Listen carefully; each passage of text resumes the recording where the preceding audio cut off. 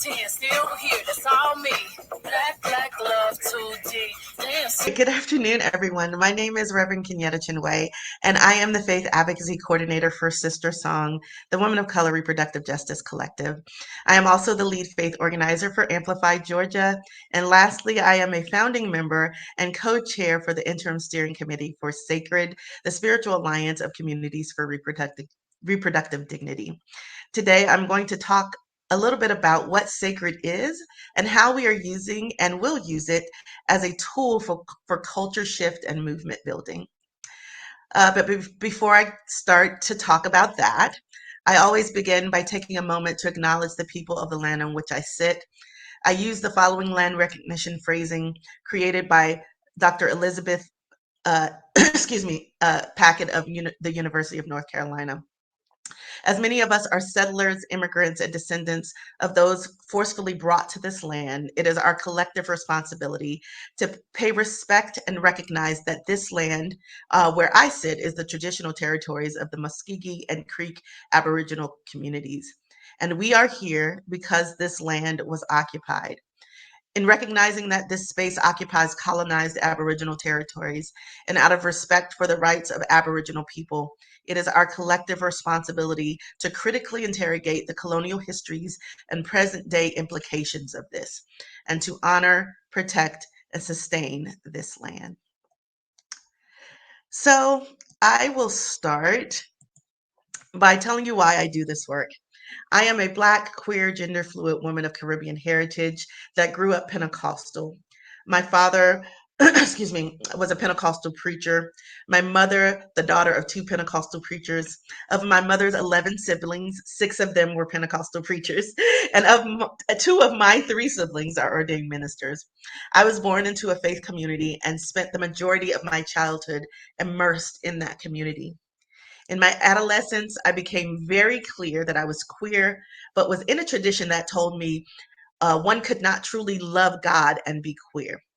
That sent me on a quest to find ways to connect to spirit as my full self and to truly understand the premises and tenets of my traditions through a lens that was not clouded by colonialism and patriarchy. So most of my adult life has been about me insisting that my full humanity be acknowledged by the intersecting systems of oppression that have long been denied me of that humanity, including institutions of faith. I have used my voice and my pen since my young adulthood to push back against the narrative that my very existence was a sin or a crime or a nuisance.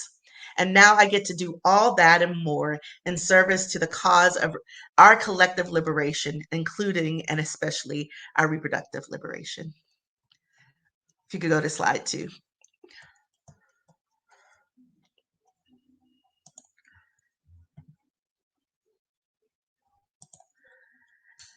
So, what is SACReD? SACReD is an alliance of organizers, religious leaders, academics, and congregations working together to advance the cause of reproductive justice through congregational designation and community building programs. SACReD was founded on the values of justice, equity, dignity, and holistic well-being for all people. The vision, of the Alliance is to mobilize faith congregations to support reproductive justice and dignity within their own communities and in the public square. Our collective mission is to engage in faith-based culture change to empower congregations to become loving, justice-seeking faith communities that fully support the fulfillment of reproductive moral agency and flourishing for all people. Slide 3. I'm not seeing the slides. Are you all seeing the slides?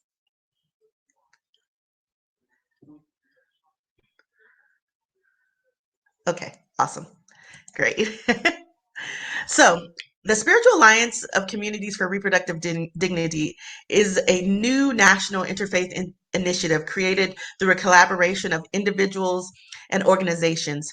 It is based on the Reproductive Freedom Congregation Program of Just Texas, their Faith Voices for Justice, a project that was a project of the Texas Freedom Network. TFN's then Outreach and Faith Director, Sonia Miller, together with the then Texas Outreach and Faith Manager, Reverend Erica Forbes, and the then Outreach and Faith Strategist, Reverend Angela Williams, who is now the first co-director of SACReD, provided the leadership for what would become SACReD. They pulled together a national team of more than 30 people from a variety of locations within the movement, including local congregations, seminaries, national faith-based advocacy groups, abortion providers, and reproductive justice organizations. I was one of those original 30 people. What started as a plan for 30 people to come to Austin to plan a national designation in a 2-day retreat due to the sudden onset of global pandemic became a 2-year process, culminating in the SACReD gathering in January of 2022. This gathering hosted 450 people from 40 states and 4 countries and 30 religious traditions and denominations. Slide 4, please. One of the main aims of the SACReD designation is to shift the culture at the intersection of faith and religion and reproductive health rights and justice. We are committed to doing that by centering the human rights framework created by 12 Black women in 1994. We know that even when rights are secured, many communities, including Black, Indigenous, people of color, and poor people, have barriers to access the health care they need, including reproductive health care. And we know that these same communities are often targets of environmental and economic injustice, as well as overcriminalized, which are all effects on the full reproductive lives of folk. Next slide, please. So I'm sure a lot of you here are familiar with the reproductive justice framework, but I'm going to do a quick refresher anyway, because that's what I do as a SisterSong employee. So what is reproductive justice? If I were to encapsulate it into a few short words, I'd say it's the place that the fight for reproductive rights and the fight for social justice meet. Reproductive justice by design is an intersectional framework that centers the most impacted by systems of oppression, works to achieve human rights for all, and works to dismantle white supremacy. In 1994, at the African American Women's Conference in Illinois, 12 Black women that we in the reproductive justice movement refer to as the founding mothers coined the phrase reproductive justice. They identified the need for a framework that would address the multiple concerns that affect the reproductive lives of folk, including, but most specifically, Black folk, Indigenous folk, and people of color. Some of those women included folk like Loretta Ross, Dr. Tony Bond, and Georgia legislator Abel Mabel Thomas. We heard Oriaku read all of their names earlier, and on this slide, you will see them all listed. I have SisterSong as an org on the slide because our founding mother, Loretta Ross, helped to found and was the first national director for SisterSong, which is one of the oldest RJ orgs in the country. Slide 6, please. Reproductive justice sits on 4 foundational principles, which are rooted in the aforementioned human rights framework. Reproductive justice as a movement asserts that every person has the human right to have a child, to not have a child, to parent the children that they have in safe, sustainable communities free from state-sanctioned and interpersonal violence, and the right to bodily autonomy. Next slide, please. SACReD, whose work is rooted in that framework, has 3 existing program activities that we plan to continue. The Designation Program that I mentioned earlier, the National Convening that I mentioned earlier, and continued media advocacy for narrative shift and culture shift. We also have a program that we are adding to respond to the urgency of the moment, which is a program that will help to facilitate some direct support organizing. I mentioned that the first National SACReD Gathering happened earlier, and I mentioned that in this presentation earlier this year. And that gathering serves as a place for like-minded faithful people to experience community as well as make connections to further the advocacy work that they are already engaged in their communities. Slide 8. Our designation program is, however, the heart of our programming. The designation program also allows communities to communities of faith to engage in a process of education, reflection, and public commitment to reproductive justice and dignity. It is comprised of a 7-session curriculum that is built on 3 principles and 3 commitments that congregations are asked to affirm at the end of the process. Those principles are: all creation is good and includes a beautiful diversity of sacred bodies, sexualities, and reproductive journeys. 2, the dignity of sacred bodies and the moral agency of all people deserve respect, including bodily autonomy and agency of women, queer people, gender diverse people, people with disabilities, immigrants, indigenous populations, and people of color who have often been denied that respect. 3, reproduction is a sacred responsibility and prayerful decision to have children, to not have children, and to end a pregnancy are equally moral. The commitments they are asked to confirm are being committed to: 1, creating loving, justice-seeking faith communities where shame, judgment, and stigma for diverse reproductive decisions and journeys have no place. 2, supporting the work of parenting and the healthy growth of children in safe, sustainable, nurturing communities. And 3, advocating for equitable access to the full spectrum of comprehensive reproductive health care as a moral and social good, and supporting fulfillment of reproductive moral agency and flourishing for all. Congregations who go through this process will be added to a national network that will be used for national movement building around the issues of reproductive freedom. SACReD is currently in the pilot of training faith leaders and faith organizers across the country on how to facilitate the curriculum in their congregations and spiritual communities. So far, since May, we have trained 175 facilitators and 140 congregations across the country. Slide 9, please. Although surveys consistently show that a majority of all religious groups, with the exception of white evangelicals, support access to abortion, the general cultural perception is that people of faith are opposed to reproductive justice. Unfortunately, there is little public visibility of people of faith who support abortion access, not in spite of, but because of their faith values. SACReD is committed to continuing to share the voices of progressive people of faith in the public square. Next slide, please. Since the gutting of Roe, there has been a growing interest of what faithful people can do to support in practical ways. SACReD is attempting to answer that call by partnering with our faith-based repro advocacy organizations and local clergy around the country to reimagine and execute a modern take on the clergy consultation service that operated from 1967 to 1973 to provide people with information and practical support in getting their needed reproductive health care. Our aim is to serve as a connector of faithful people in both low access and high access states that can then coordinate their efforts to help people get the services they need. Next slide, please. So, I just gave you a lot of information, I know. And since today is all about organizing and what we can do to practically get involved, as a faith leader who does this work, I'm excited about this tool of SACReD and how it can be used for both narrative shift and mobilization.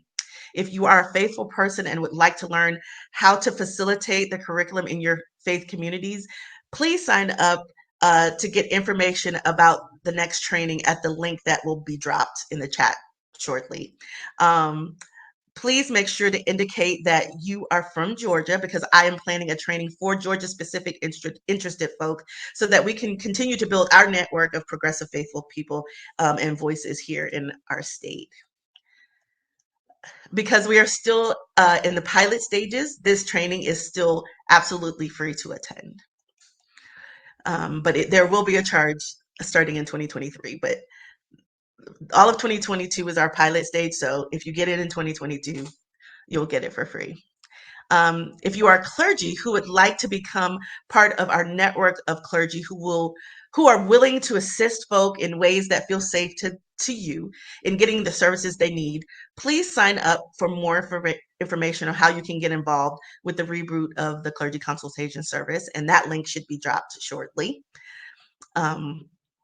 Lastly, follow SACReD on Twitter and Instagram to keep up with all of our continued work, and that is at SACReD_Repro on both of those pages.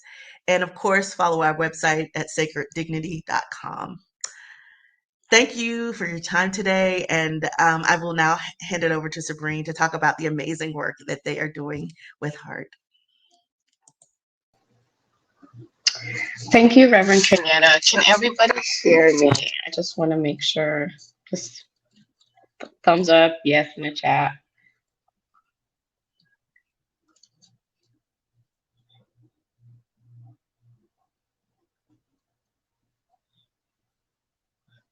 Thank you, Crystal. Thank you. Thank you, everyone. So I will start by introducing myself. If you can start the slides. I can't see the slides, so I hope that I'm going along. But first, I want to introduce myself. My name is Sabreen Mohammed. My pronouns are she, her, hers. I'm the Health Education and Research Manager with Heart. First, want to thank everyone. I'm going to acknowledge Reverend Kenyetta, who asked me to participate in this session. Thank you so much. I want to acknowledge Amplify Georgia for this amazing collaboration in this organizing in the summit to help us create a community that is equipped of knowledge to advocate for reproductive justice for all. Thank you, all of you. Slide 2.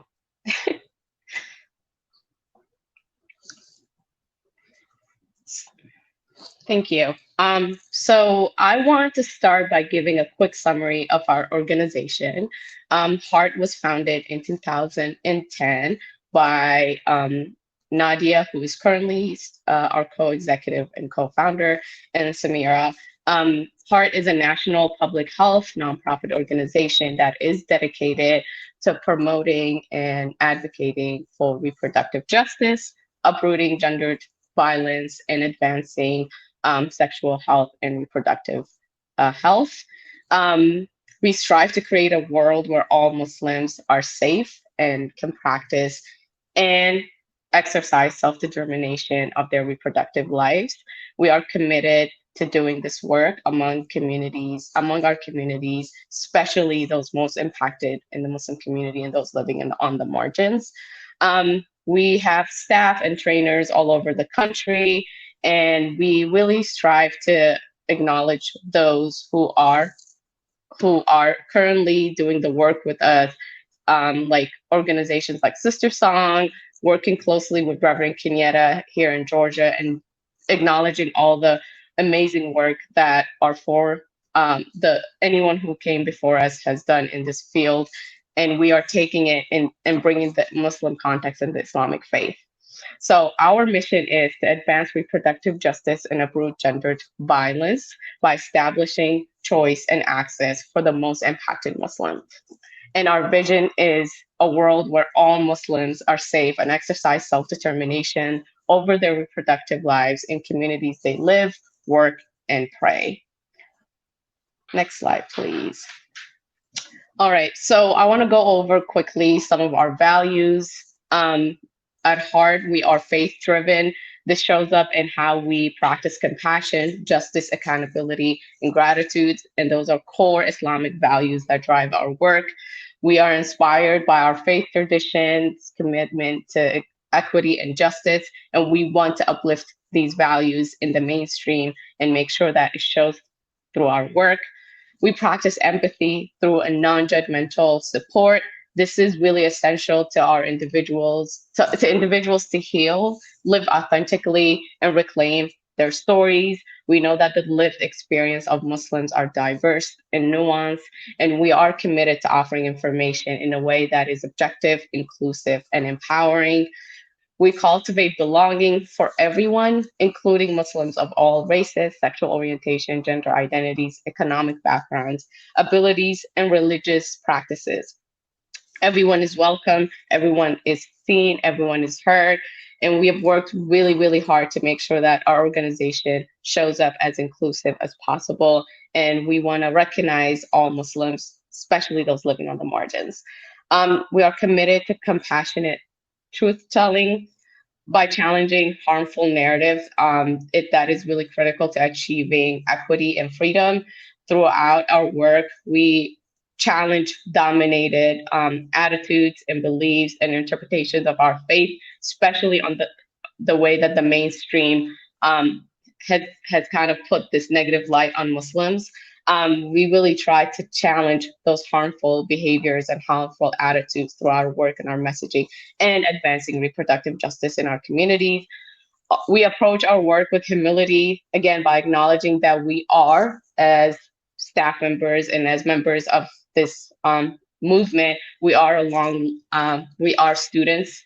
We are currently deepening our understanding of gender, sex, violence, and faith, and we offer grace for the mistakes that we make, and we are always open to feedback and continue to provide space for that.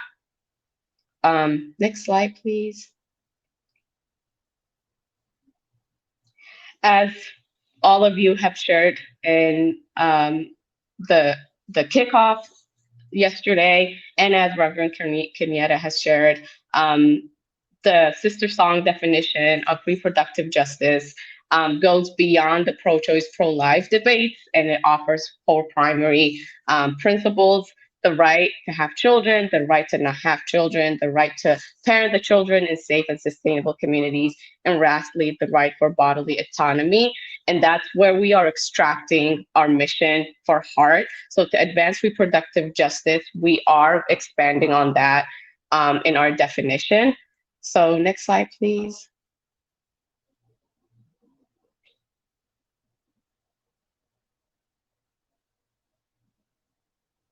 Thank you. The Heart's reproductive definition expands on the SisterSong definition by acknowledging that we must be treated as sacred beings, that and in that we are referring to some of our Islamic values that we use in this work, the concept of hurma, that our bodies are unique and we have unique personal boundaries, and our bodies are sacred. Also, in addition, our definition acknowledges the urgency for individuals to make informed decisions about their bodies, their safety, their health, their well-being, which is referring to our Khilafa Islamic principle, in which each one of us has the responsibility and the accountability to make decisions in relations to ourselves, our needs, that is aligned with who we are and aligned with our faith and aligned with our personal health and aligned with our safety and overall well-being. As an organization, we emphasize the need for all individuals to have access to culturally appropriate, cost-effective, and all-inclusive sexual and reproductive health resources and services. Also, we prioritize the importance for Muslims, especially Muslims living on the margins, to live, work, pray, and parent in communities free of all types of violence, specifically free of gendered violence. Next slide, please. I want to refer back to our mission. In our mission, we are stating that we want to advance reproductive justice and uproot gendered violence. By gender violence, we are using this expansion in the language that allows us to look and highlight the ways that gendered violence interacts with us daily through power and control and white supremacy. And the ways that gendered violence is used to undermine reproductive justice at different levels, including from societal to individual, personal, interpersonal, to state violence, to structural and institutional violence. Next slide, please.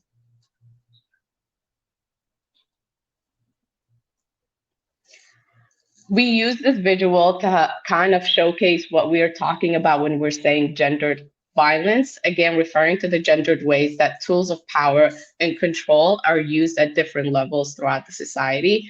So with this, we are referring to gender-based violence, white supremacist violence. We're referring to gender Islamophobia, reproductive violence, police and state violence, spiritual violence that is rampant in a lot of faith-based communities. Next slide, please. So putting this in the context that is specifically for Muslims and specifically for our work, it leads us to this idea and framework of gendered Islamophobia. Muslims for Just Futures defines this as the ways the state utilizes gendered forms of violence to oppress, monitor, punish, and control Muslims' bodies. These tools of power, control, and white supremacy have been used to ensure that Muslim communities and Muslim bodies have been policed and surveilled, post 9/11, specifically post 9/11 era. And the purpose of this was always to instill power and control over those who are marginalized. And these experiences are rooted in violence. So the political justification is usually for national security, which is, again, rooted in maintaining white supremacy and furthering Islamophobia and anti-Blackness. Next slide, please. I want to quickly go over some of the principles that HEART uses, and it's derived from our Islamic faith and tradition that guide HEART work. First, the Khilafah principle, which is related to the idea of Khalaf, which in overall relates to the idea of agency and responsibility that each Muslim have. This goes back to the idea that we are all based on our decisions and we are all responsible for our bodies. And by taking our rights and freedoms and reproductive justice away from us, you're really infringing on our moral individual agency. The second is Hurma. The Hurma basically refers to the idea that we are sacred. We have sacred boundaries of our bodies. And this is, taking our reproductive freedoms away, taking reproductive justice from communities is really a violation of our sacred bodies and bodily autonomy, and also a violation of our individual decision-making, specifically when it comes to reproduction, sexual violence, and making sure that communities are criminalized and individuals are criminalized when they seek abortion. Lastly, our RIDA framework, which is the practice of the active consent, the practice that others in the community and everyone should respect your individual choices. This includes people respecting your right to exercise, individual decision-making, individuals accepting your individual autonomy and expression and how you choose to express your reproductive needs. Also, the RIDA framework expands on and builds a framework in our book that really helps Muslims. The Sex Talk book that HEART that we have been working on and just launched this past week really expands more on this concept. And I urge all of you to reach out to us and get a copy of the book when possible. But really it builds on the ways that Muslims should go back to the faith and understand how the RIDA framework basically gives you an understanding of consent and choice to build healthy intimate relationships, whether it's with romantic relationships or whether just building healthy and intimate relationships all across. Next slide, please. These are directly from the book. I want to give you all a snapshot of what the Islamic tradition and the early scholars have said about abortion permissibility. Relating back, big part of our work is going back to our tradition and finding ways to inspire current Muslims, modern post-colonial contemporary Muslims, and going back to understand that our traditions actually provided some type of understanding of these complex issues that in today's society is put in these boxes of pro and, pro-choice, pro-life debates. So we find that in the early Islamic literature, abortion, depending on your school of thought, depending on your Islamic sect, the permissibility went up to from 40 days to 80 days to 120 days to long term, depending on your needs as an individual. In the next slide, I got a direct quote from the book, which basically highlights that in pre-modern Muslim societies, post-colonial Muslim societies, abortion was an issue between the pregnant individual and their provider. So the state did not have a say in it. The religious clergy members did not have a say in it. This was solely a decision made between the pregnant individual and their provider. We see the shift happening post-colonialism, in which a lot of these European and white imperialistic ideas were rooted in these Muslim societies, which led to what we are noticing today with restrictive laws all across these Muslim societies. And it's steeping to our current society that we live in today. Next slide, please. So the views of abortion among Muslims in the US, again, this data is not representative of all Muslims. I just want to put that out there, but more than 55% of all Muslims that were surveyed in this survey are saying that abortion should be legal at all or most cases, while less than 43% are saying that abortion should be illegal in all or most cases. Again, I want to really generalize that. I want to make sure that everyone knows that this data is not representative of all Muslim. And if we go into those pockets of Muslim communities, we will find more varied answers, and depending on case to case. And again, going back to the schools of thought, going back to your Islamic sects and how you were brought up in your community. Last slide, please. I do have a reflection question. I don't know if we have some time to kind of, talk about this question, but I will leave it out to y'all to reflect on it. I think it's important as individuals of faith, specifically for me as a Muslim individual who is practicing, to always reflect and ground my spiritual health and my reproductive and sexual health needs. So, and I understand that, faith can be a triggering aspect, but as somebody who is doing the work from a faith lens, I want to acknowledge that as well. Next slide.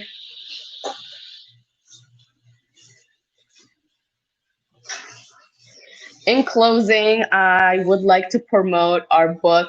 Like Reverend Kenyetta talked briefly, Heart released and launched a book that is accessible, that you can access it via Amazon. I will drop the chat. I will drop the link in the chat when possible.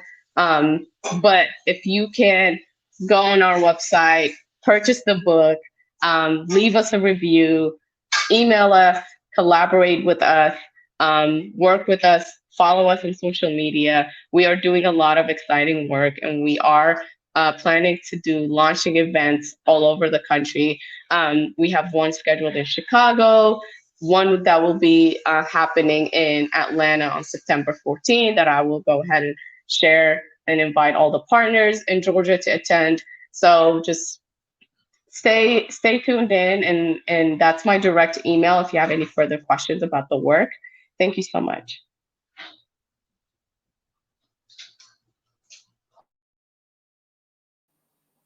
Thank you to both of our speakers. If there are any questions,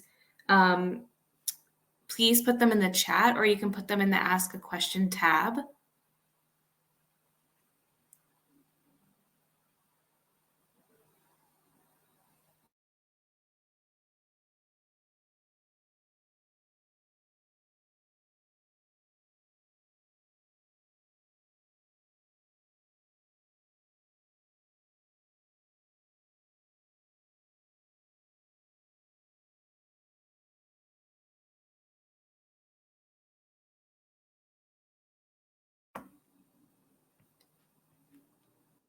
I'll also put this reflection question back up if anyone wanted to respond to this.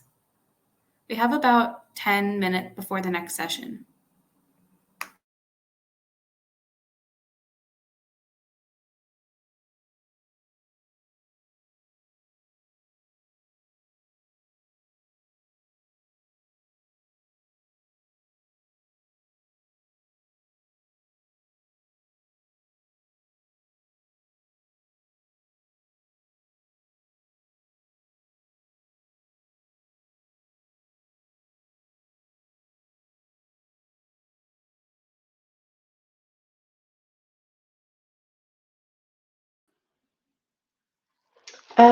I'll speak a little bit on the question, the reflection question. This is Crystal from Amplify. Hi. Um, I think what has grounded me in my spiritual health is kind of the same thing that Sabreen was saying, in that it's about making sure my body is well and making sure my body is healthy and like feels good. I know as one of the tenets of RJ is about bodily autonomy. Um, I think one of the things that grounded me is my healing practice, like doing yoga and teaching yoga and just really being in community with folks who want to take the best care of their body and put good things in their body and be, um, active in a way that is accessible and in a way that feels good. Um, yeah, I think that's something that has grounded me. Um, I don't have a challenge right now, but if anybody else does, go on screen or ask to be on stage. I will actually speak into that as well, Crystal. Um, this is, first of all, a beautiful reflection question. And taking into account actually my full journey, what has grounded me in my spiritual health is an early and inherent understanding of a God that wants the best for me in all ways. Even when uh, faith has been weaponized in a myriad of ways, the first understanding that I had as a young person was that God loves me and wants the best for my life. I As I got older, the definition of what the best for me definitely evolved and changed, but it was definitely the thing that actually helped to ground me while I explored outside of the very narrow framework that was given to me in the faith community that I was born into. Um, and I think what has challenged me in the past definitely is um, the ways in which uh, colonialism has weaponized so many faiths, not just Christianity, but though Christianity is my entry point because that's where I, entered faith. But the lens of white supremacist patriarchy that has been kind of laid on all of the beautiful traditions that exist in the world has unfortunately caused them to be used as weapons of oppression, and that is always challenging, especially when you're in conversation with other people who are like, how can you still be faithful when religion has done all of these things? And having to be able to uh, speak the truth of my understanding of my faith in the face of that is always a challenge. Yeah, as an individual who identifies as Muslim and currently practices the faith and immerses myself in this work, I find it very conflicting to be in situations and in community with individuals who do not acknowledge how the faith tradition is actually incredibly expansive, and it allows for all kinds of interpretations and all kinds of understanding of, also acknowledge all kinds of understanding of the faith, but also the most important is acknowledges your individuality, and it never takes that autonomy from an individual. You as an individual can make decisions based on your understanding and your needs. And I think, being a member of a community, I identify as Somali American, and experiencing colonialism and experiencing civil war as part of all those complex identities, I struggle a lot when I hear individuals of my community using, speaking about reproductive issues and using religion to justify it, when the religion actually allows, and provides a context and ways to look at it in more merciful way that allows individuals to experience all kinds of freedoms and rights within the tradition. So Absolutely. And one of the things you said is something that I say all the time. It actually is the premise behind our Goddess Pro-Choice blog that I launched on Amplify's website, is that the thing that makes devotion is the ability to choose. God is not a tyrant. Um, and so the fact that you get to choose is why devotion even exists. And so therefore, inherently in all of our faith traditions is this theology of choice, that says that we get to make informed decisions for ourselves and for our lives.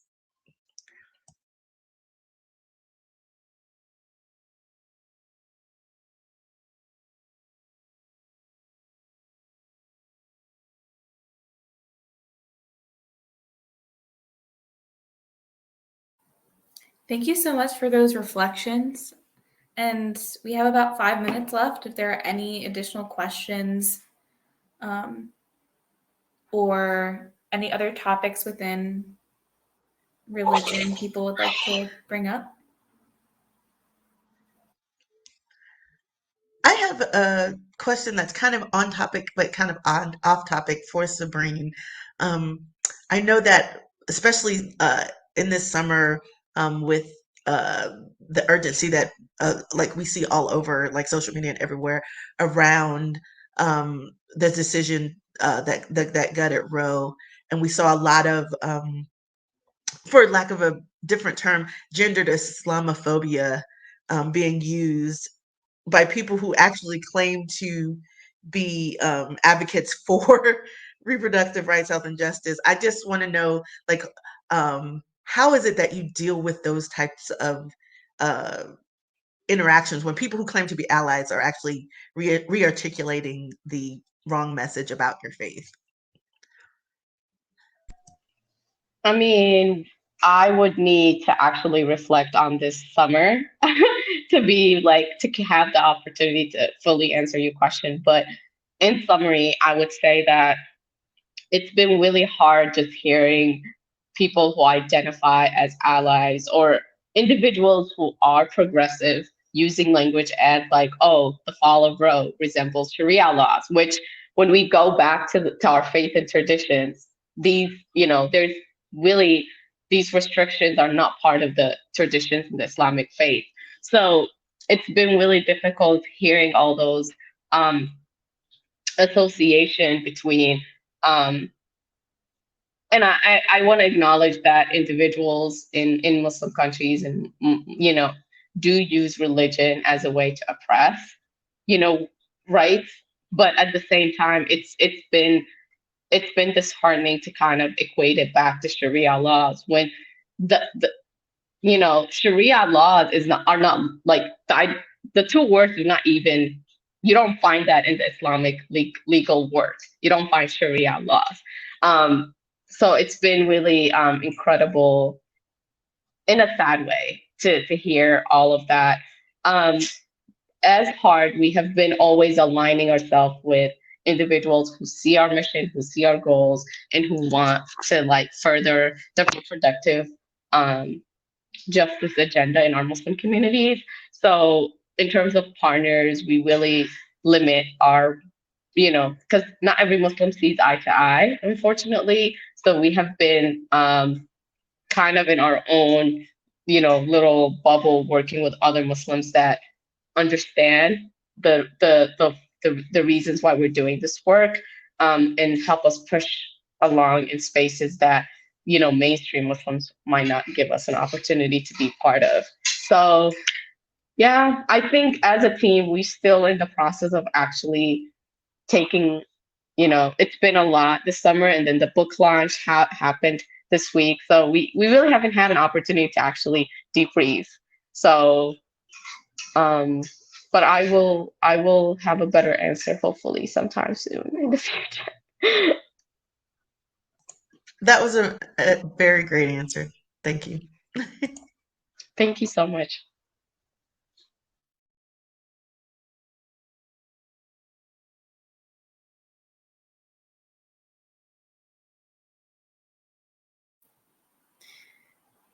I want to thank our speakers again. That was really insightful and really interesting conversation. So thank you for that. The next session is a block on skill building, and that's from 2 to 3. So you have about 1 minute before that begins if folks want to change the session, and we'll be ending this session shortly. And if you have any additional questions for the speakers, we can put their contact information below.